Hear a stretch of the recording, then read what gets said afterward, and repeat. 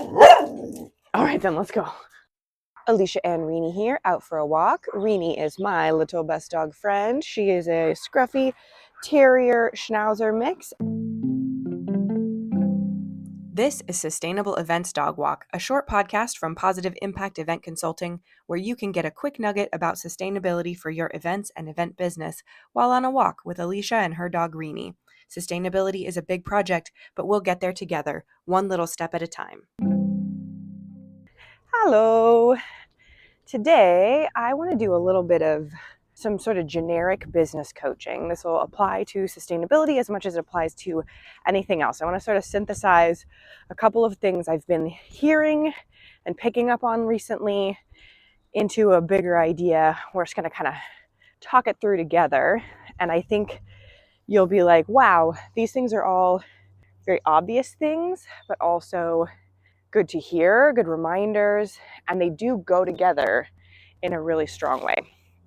So what I want to look at is the concept of the path of least resistance, the concept of your object of your marketing, the people listening, being the heroes of their own story, and the concept of positive framing, as in making something sound like something you want to do instead of trying to make it sound like something you don't want to do.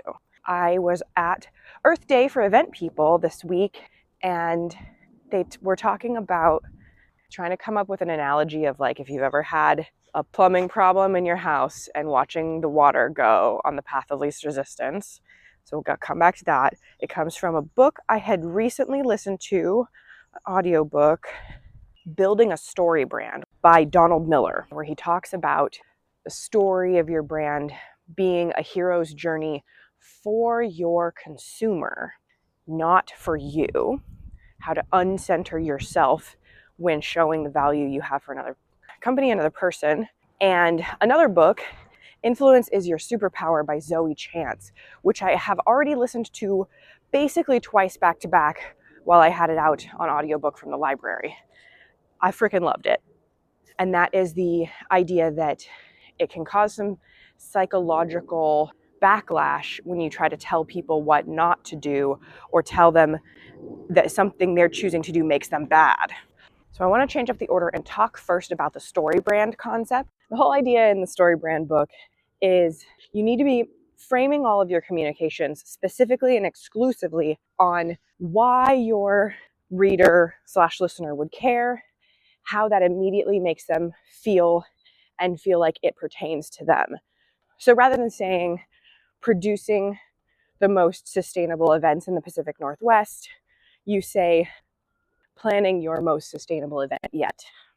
And it's based on the psychological idea of our internal centrism, which is just this idea that like we think as us, we talk as us, but if you want to really affect people's thoughts, you need to imitate that voice in their head that is talking about themselves all the time and thinking about themselves all the time and only ever seeing the world through their own eyes. And if you can bring yourself around to telling your story in a way that connects with how your reader will read it and resonates with that voice, you have a lot more traction with that reader a lot quicker. And I think it's a really great reminder, as always, that our businesses are meant to help other people. They fund our life, but the thing that we do is provide service to other people and to other businesses, etc.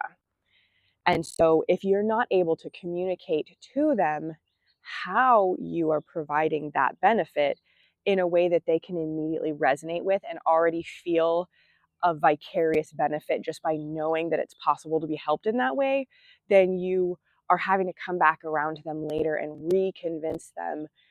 And, they say the first impression is the most important, all of that. And that's because once there's something in someone's mind, changing it's way harder.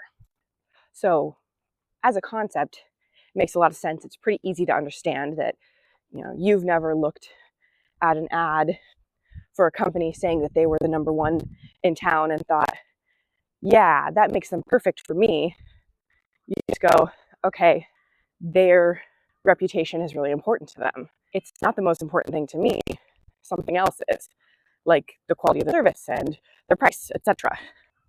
So staying on the psychological beat, we then add in the influence element, where Zoe Chance is talking a lot about how our psychology is affecting and interacting with people as well from a personal standpoint and a communication standpoint.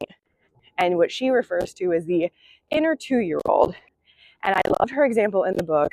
She talked about how when Google tried to introduce Meatless Mondays into their canteen, there was a small but loud backlash of people whose inner 2-year-old couldn't handle having something taken away.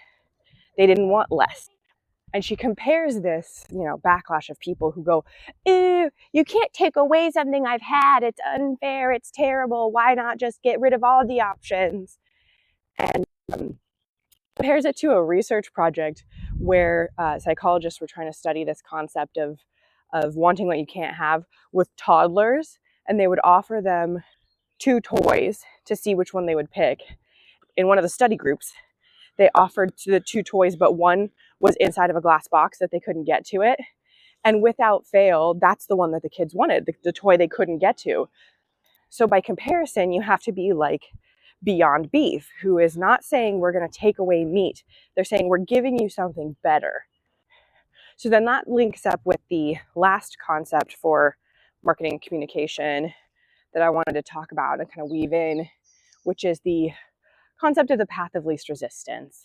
And this is an interesting one with sustainability, because I think this is why a lot of us within the events profession have done less than we might have, and rinse and repeated last year's rather than making it much better from any perspective other than maybe economic. And that is the path of least resistance. It is a compulsion in nature, human nature as much as the wild nature, to, when not giving intentional thought, default to the easiest, most convenient choice. And so the more effortful we make it to make sustainability an option, the lower the likelihood that it happens. And that's why not making it one of the options, but making it an outcome is so important on your sustainability efforts for your clients.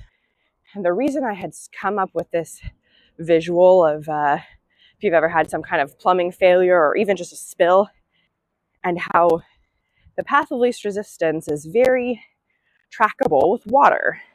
It's a huge inconvenience. It's very hard to predict.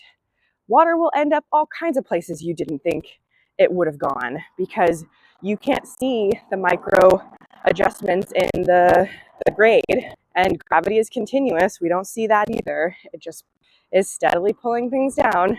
So in places like architecture, there's entire schools of practice that revolve around trying to understand and predict and manage the path of least resistance and keep people on the sidewalks instead of walking the grass, and going down the path to see the artwork that they're carefully installing, because it is so unpredictable.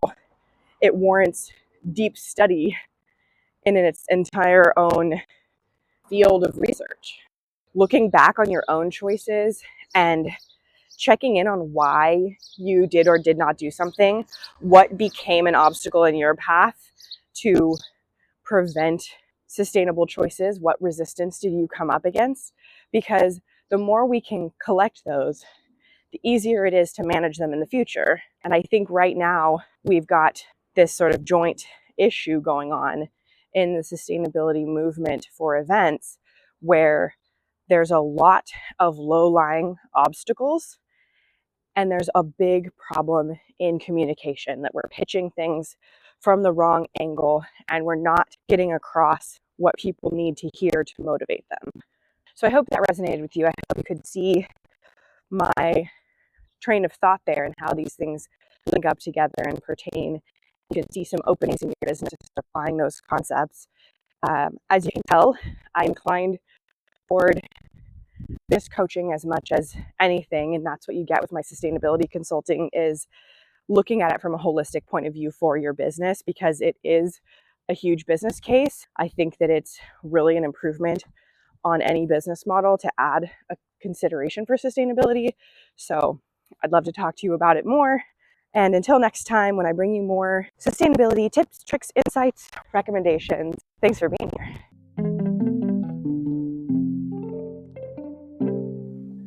Thanks for joining me on Sustainable Events Dog Walk. I'm Alicia Drewby, founder of Positive Impact Event Consulting, and I want to help you integrate sustainability into your event business so you're ready to make every event you work on more sustainable. See you next time.